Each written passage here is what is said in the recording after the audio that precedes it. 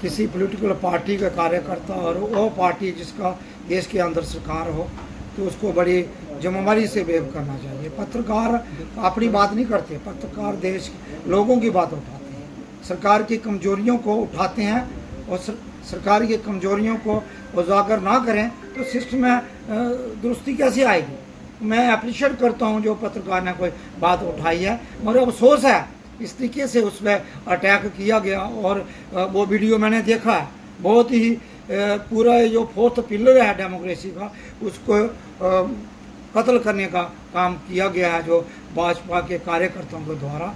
और बड़ी शर्मनाक बात है, अभी तक पार्टी के संगठन के किसी जिम्मेवार व्यक्ति ने उस बात की निंदा नहीं की और उस पत्रकार को मिलने का प्रयास नहीं किया। मैं अभी आपसे आने से पहले उनके घर गया था, जो दैनिक जागरण के पत्रकार हैं राकेश जी, और उनका हाल में जाना और उनके परिवार से भी मिला और बड़ी पीड़ा में है। काफ़ी बुरे तरीके से उनको पीटा गया और मुझे जैसे बताया गया कि यूरिन पास करने में भी अभी तक उनको दिक्कत है और प्रेशर करने के बाद भी मेडिकल हॉस्पिटल से भी उनको छुट्टी दिलाने की कोशिश की गई।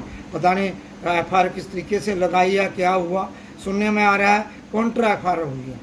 सवाल पूछने में भी कौन सी FIR लगती है? कौन सा लोकतंत्र है?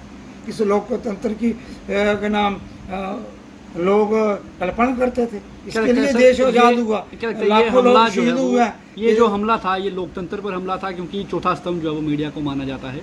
अब सवाल पूछने पर भी अगर हमले होंगे तो क्या लगता है कि सवाल जो है वो भाजपा से कौन पूछेगा, क्योंकि केंद्र में इनकी सरकार है, LG जो है वो इनके हैं, डिफेंस जो है वो होम मिनिस्टर के अंडर आती है। जब इन्हीं से सवाल नहीं पूछे जाएंगे तो सवाल किन से पूछे जाएंगे? देखिए, ये जो हमला है इसकी मैं निंदा करता हूँ, कड़े शब्दों में करता हूँ और वार्न करता हूँ ऐसे पॉलिटिकल कार्यकर्ताओं को जो पत्रकारों पर हाथ उठाएं। और भाजपा की हैबिट बन गई है जो उनसे लोगों के प्रश्न पूछे, उनकी कमजोरियों को उजागर करे, उसकी आवाज़ दबाने की कोशिश करती है, चाहे कोई नेता है चाहे कोई पत्रकार है।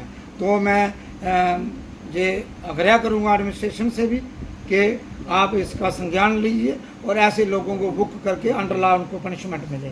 और दूसरा, पार्टी के लीडर जो हैं प्रदेश के और देश के, उनको उनसे भी मेरी अपील रहेगी, आपको क्या मैसेज देना चाहते हैं इस कठिन हालात में? पत्रकार लोगों को जो कवरेज दे रहे हैं, सरकार की मदद कर रहे हैं, सरकार के प्रोग्राम लोगों तक पहुंचाने का प्रयास कर रहे हैं और लोगों की कमी है, सरकारी कमियों को उजागर करने का काम कर रहे हैं। आप इस लोकतंत्र पे हमला करके और डेमोक्रेसी के फोर्थ पिलर को आप दबाने का प्रयास करोगे और देश चुप बैठेगा, हम चुप बैठेंगे, इसकी निंदा करते हैं और बाद में भी करते हैं।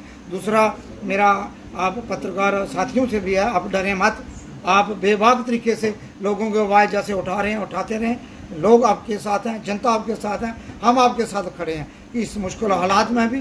दूसरा, आपने कहा जे जितनी भी जिम्मेवारी जम्मू कश्मीर की बनती है, मैं देखता हूँ कहीं ना कहीं भाजपा के कार्यकर्ता जो कहते हैं सरकार इस सारी जो कमजोरियाँ रही हैं, ये कहते हैं रियासत सरकार के ऊपर डालना चाहते हैं। गुमराह किसको करें?